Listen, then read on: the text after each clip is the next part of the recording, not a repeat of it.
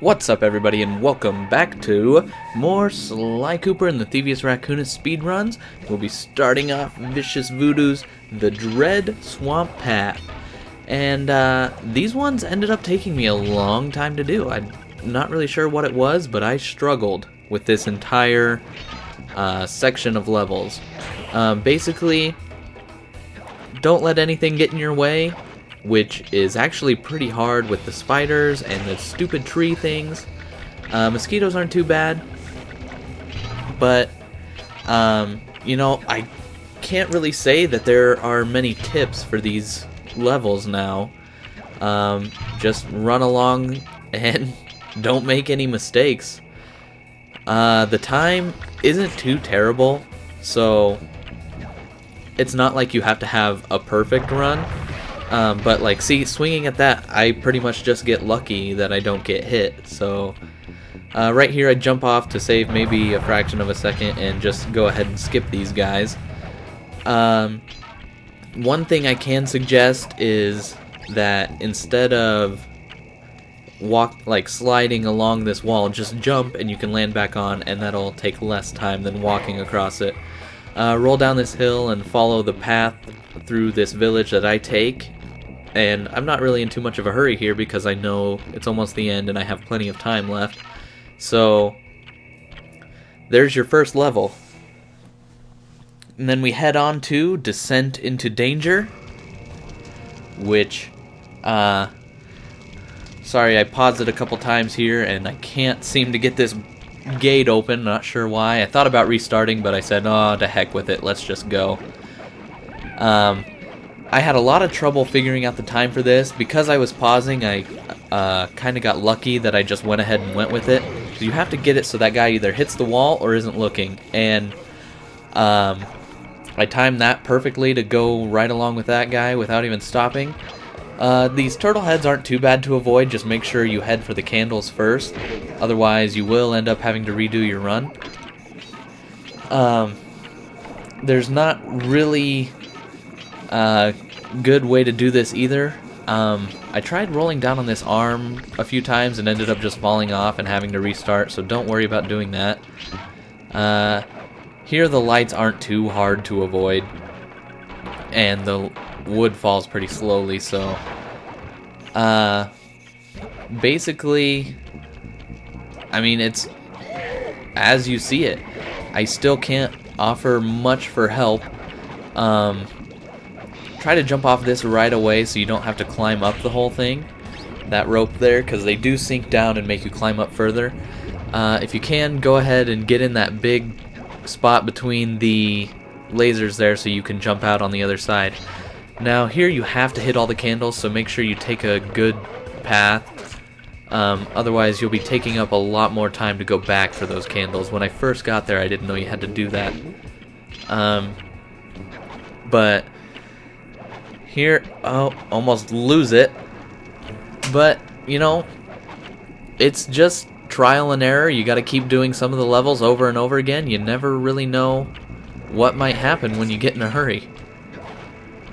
So just go ahead and glide along this vine once you get to the end, and pretty much everything falls into place. So there you have it. Next we move on to a Grave Undertaking. And this one is one of the worst. I struggled really bad to kill these tree guys. It basically seemed like luck when I was hitting them. So just be really careful and cautious about that. Basically rolling is your best friend at the beginning of this, because you can pick up so much speed on those parts. Coming up right here, just constant swinging. Slow down if you have to, because you will run into those guys in between swings. Skip the third pedestal there and just jump right down to the platform. Right now you can kind of go around all these guys and hit a couple of them as you go, but you have to hit all those candles to get onto that jump pad. And I ended up missing the life, and I said screw it. I'm just going. I had done this level so many times. I was so tired of it.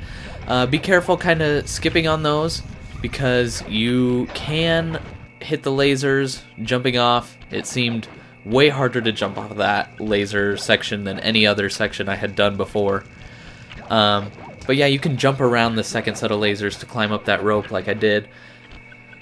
Other than that, just skip through those pretty quick. I took the time to take that guy out because they seemed to hit me all the time no matter what, so I was afraid that mosquito was going to get me, but I got lucky and he never did.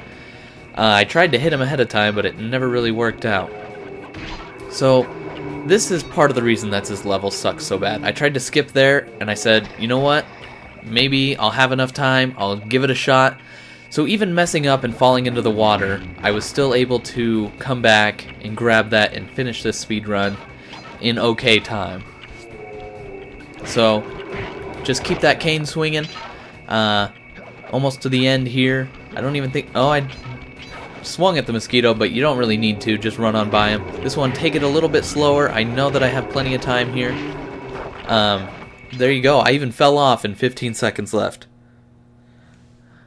Now we'll move on to the Lair of the Beast, which is the last one in this section.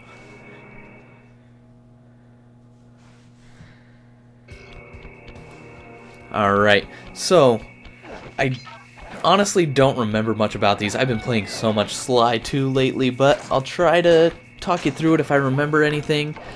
But basically, this one you run from the snake, so it's kind of just go along the path. It's pretty set in stone what you have to do. You can't really skip to the end or anything.